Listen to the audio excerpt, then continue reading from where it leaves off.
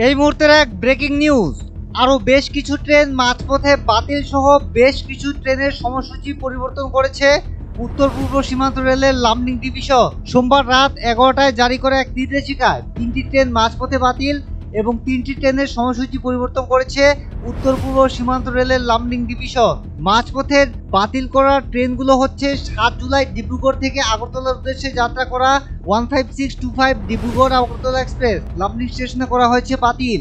7 জুলাই শিয়ালদা থেকে শিলচরের উদ্দেশ্যে যাত্রা করা 13175 শিয়ালদা শিলচর কাঞ্চনজঙ্ঘা এক্সপ্রেস লামডিং স্টেশনে করা হয়েছে বাতিল।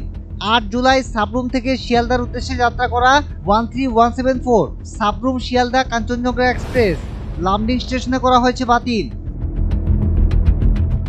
অপরদিকে সময়সূচি পরিবর্তন করা হয়েছে 14037 শিলচর নিউ দিল্লি পূর্বোত্তর সম্পর্কক্রান্তি এক্সপ্রেস 8 জুলাই সকাল 6টার পরিবর্তে সকাল 9টায় শিলচর থেকে দিল্লির উদ্দেশ্যে যাত্রা করবে শিলচর নিউ দিল্লি পূর্বোত্তর সম্পর্কক্রান্তি এক্সপ্রেস।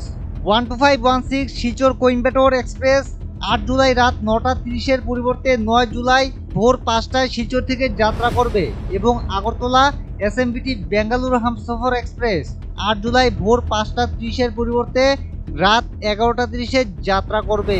উল্লেখ্য, রেল লাইনের বদরপুর লামডিং রুটের মুপা এবং দীঘাখুশ স্টেশনের মাঝপথে ধসপতনের ফলে ব্যাপকভাবে ব্যাহত হচ্ছে রেল পরিষেবা। Bureau report, north east update.